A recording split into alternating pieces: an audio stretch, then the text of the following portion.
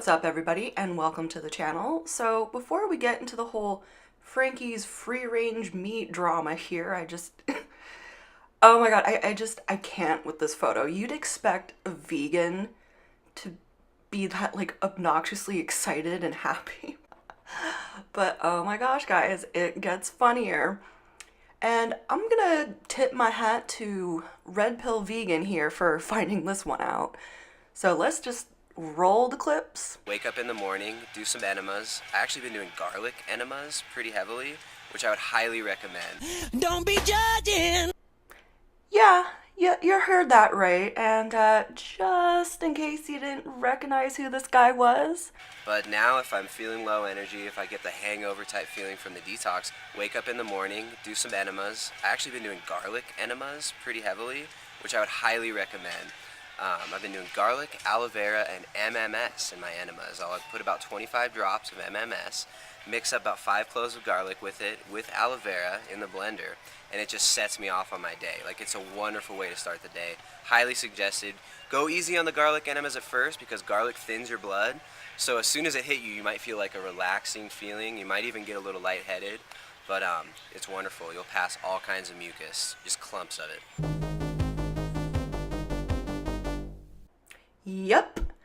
Tristan from Primal Edge Health went from shoving garlic up his ass to making broccoli muffins. Nobody needs to be making or eating broccoli muffins. Nobody. Okay, listen, there's a special place in hell reserved for people mashing up broccoli and turning it into a muffin. And that place is very hot.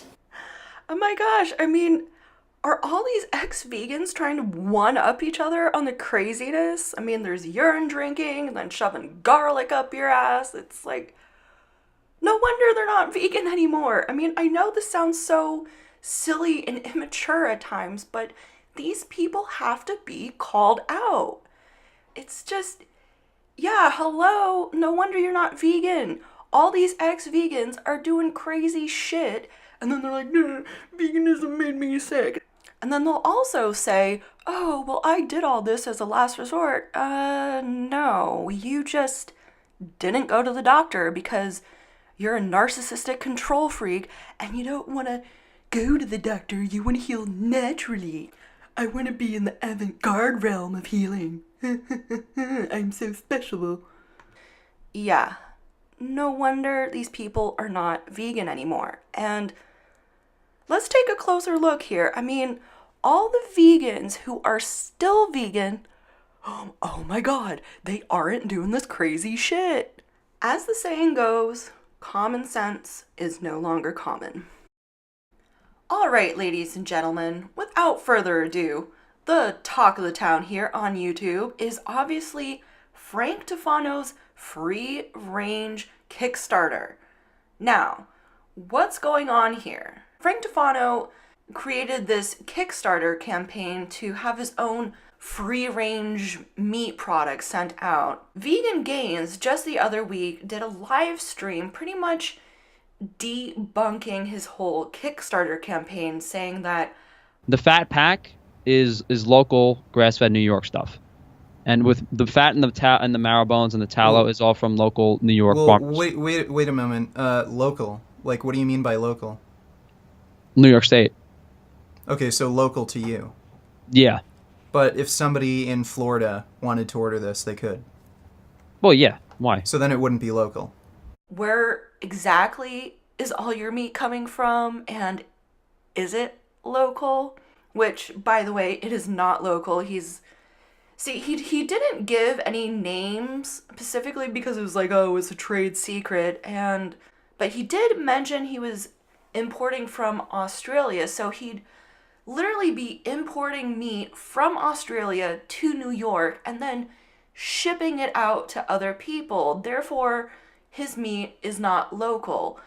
Foot Soldier actually did a great video debunking all this.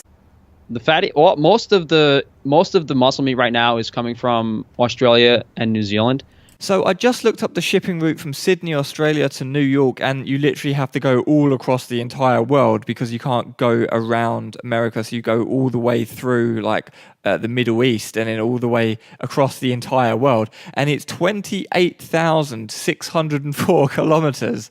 So that's obviously not taking into account even the distance it takes to get from the farm in Australia, which could be in the middle of Australia. Then it would be another thousands of kilometres until it gets to Sydney. And then, so that's just from Sydney to New York. So let's use Richard's example and say that you are shipping to someone in Florida. So let's say Miami. If you were shipping to someone in San Diego on the West Coast, it would be more than double that distance again. But let's just say it's about another 2,000 kilometers to get to Miami. That's over 30,000 kilometers. And it could potentially be a lot more depending where the farm in Australia was. And imagine if there was any other weird logistics involved, like it was produced in New Zealand somewhere, and then it had to be transported to the port of New Zealand, then it had to be transported to Sydney Harbour to be then forwarded to New York, and then it was sent to somewhere on the west coast of America. That's approaching the entire circumference of the entire Earth.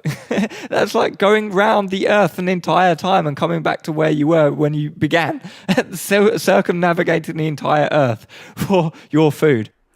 Now that Frank Tufano's business has been debunked, at least as being local is concerned, I mean, all these like carnivores and anti-vegans are like, oh, vegans are hypocrites, they're not actually better for the environment because they import shit. Well, yeah, you know what?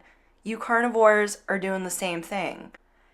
And like I mentioned in another video, if you live in a very like dry or cold climate, or just an area that becomes very cold during winter, where's the grass? What grass are these animals gonna feed on? Oh, right, you're gonna have to import some shit in order to feed your livestock. Saying that vegans are hypocrites for having imported food is complete and utter bullshit. It's irrelevant. It doesn't make sense to say, oh, my food's better for the environment when most of the environmental impact is from transportation. Okay, and you're contributing to that, so you can't use that as an argument against vegans anymore? Not only is Frank Tufano's business idea not local, obviously, but there are some many fishy and suspicious things going on with that Kickstarter page. He not only is asking for a lot of money, in my opinion, but all the photos he uses are just stock images or just grabbed off of Google. None of this is actually his.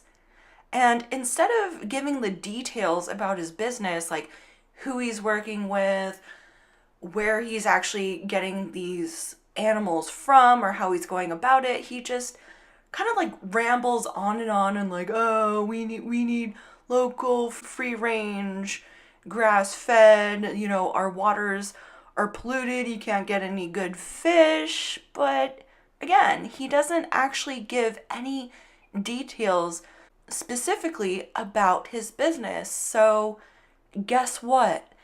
Kickstarter suspended him. Yes, he got suspended. Even Kickstarter knew this was just a bunch of crap. He didn't have his shit together. He couldn't provide any details about his business.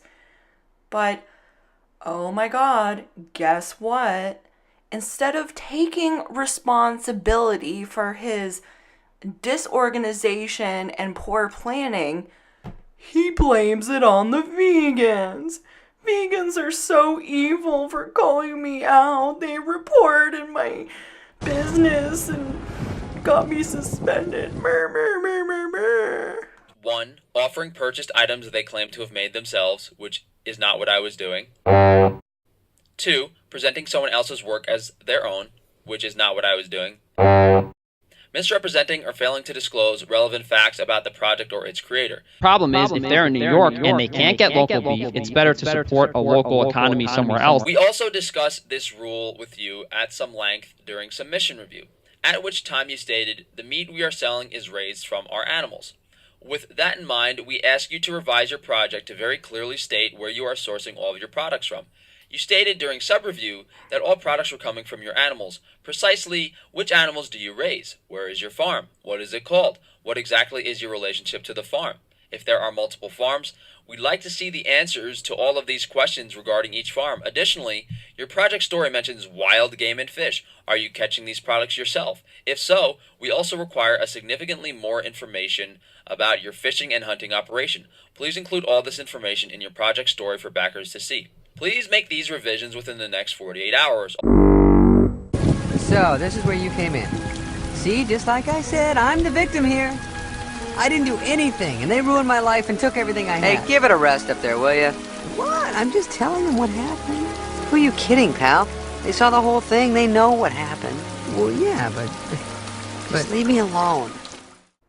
Well, that's all I have for now, folks. So I hope you enjoyed this video. And until then, I hope you're all well. Don't donate to any Kickstarter campaign scams or shove garlic up your ass. I do hope my viewers at this point at least have some common sense, and that's why they watch my videos. So again, hope you're all well and enjoy this video, and I'll see you later. Bye.